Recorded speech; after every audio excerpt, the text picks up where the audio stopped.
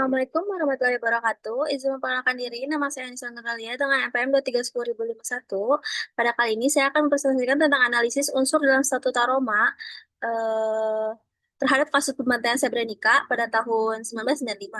Fokus utama presentasi ini adalah melihat apakah peristiwa tersebut memenuhi unsur genosida, kejahatan terhadap kemanusiaan, dan kejahatan perang.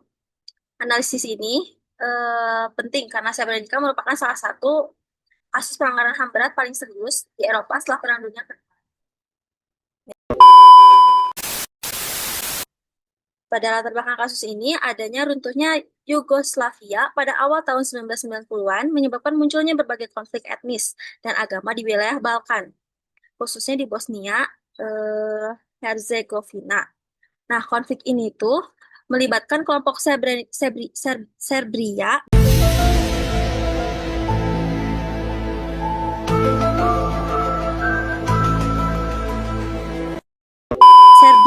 Bosnia, Kroasia, dan Muslim Bosnia.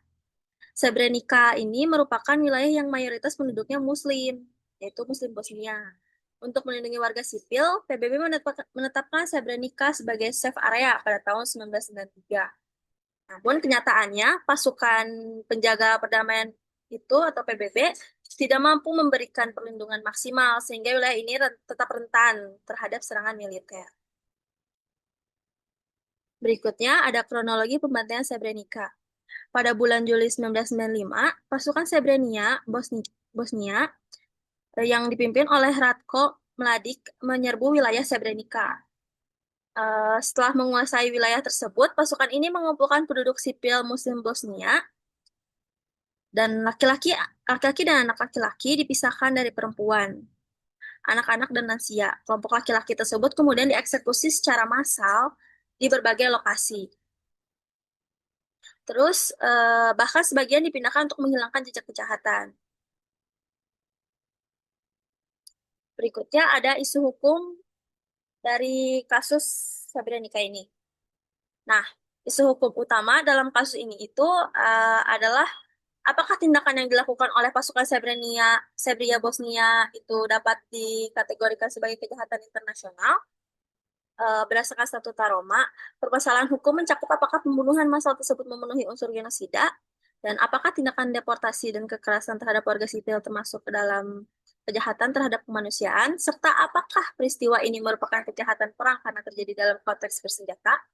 Selain itu, muncul pula isu mengenai pertanggungjawaban pidana para pelaku, termasuk komandan militer. Selanjutnya, ada fakta-fakta hukum dalam pembantaian Srebrenica.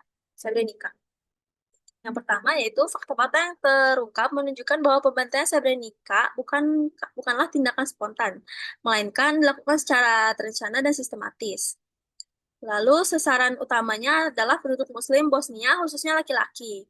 Selain pembunuhan massal, terjadi pula deportasi paksa terhadap perempuan dan anak-anak, serta berbagai bentuk kekerasan lainnya seperti kekerasan seksual dan penghancuran properti seperti tempat ibadah. Fakta-fakta ini memperkuat adanya pelanggaran hukum internasional yang serius. Lalu yang selanjutnya yaitu ada analisis pasal 6 Statuta Roma, yaitu pasal 6 Statuta Roma itu mengatur tentang genosida, yaitu tindakan yang dilakukan dengan maksud untuk menghancurkan seluruh atau sebagian kelompok tertentu. Dalam kasus Srebrenica, korban merupakan Muslim Bosnia yang termasuk kelompok yang dilindungi berdasarkan etnis dan agama. Pemisahan dan pembunuhan massal terhadap laki-laki menunjukkan adanya niat khusus untuk menghancurkan keberlangsungan kelompok tersebut. Oleh karena itu, unsur genosida ini termasuk dinilai terpenuhi. Slide selanjutnya, yaitu analisis pasal 7 tentang kejahatan terhadap manusiaan. Nah, kejahatan terhadap kemanusiaan ini menurut pasal 7, masyarakatan adanya serangan yang meluas atau sistematis terhadap penduduk sipil. Dalam kasus Srebrenica, tindakan pembunuhan, deportasi, dan kekerasan seksual dilakukan secara terorganisir dan menjadi bagian dari kebijakan militer. Para pelaku juga mengetahui bahwa tindakan mereka merupakan bagian dari serangan terhadap warga sipil, sehingga seluruh unsur pasal 7 terpenuhi. Berikutnya, analisis pasal 8 tentang kejahatan perang. Nah, di konflik konflik di Bosnia-Herzegovina ini merupakan konflik bersenjata, sehingga ketentuan pasal 8 Statuta Roma dapat diterapkan dalam peristiwa Srebrenica. Nah, korban adalah penduduk sipil yang tidak ikut serta dalam permusuhan, lalu pembunuhan massal, pelakuan tidak manusiawi, dan deportasi paksa, serta penghancuran rumah dan tempat ibadah merupakan pelanggaran serius terhadap Konvensi Jenewa yang dikategorikan sebagai kejahatan perang. Jadi, masuk terpenuhi analisis pasal 8 ini. Lalu yang selanjutnya ada pertanggungjawaban pidana.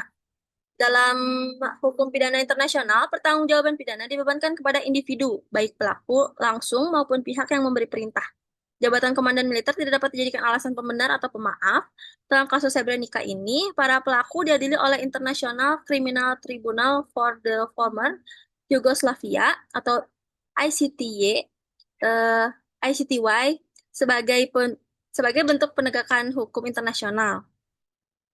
Berikutnya, ada kesimpulan, yang terakhir ada kesimpulan analisis kasus Srebrenica. Nah, dari keseluruhan analisis ini dapat disimpulkan bahwa pembantaian Srebrenica pada tahun 1995 ini merupakan kejahatan internasional yang sangat serius. Peristiwa ini memenuhi unsur genosida, kejahatan terhadap kemanusiaan, dan kejahatan perang secara bersamaan. Kasus ini menjadi presiden penting dalam perkembangan hukum pidana internasional serta menunjukkan pentingnya perlindungan hak asasi manusia di tingkat global. Cukup sekian presentasi dari saya. Mohon maaf apabila ada kesalahan kata. Assalamualaikum warahmatullahi wabarakatuh. You can do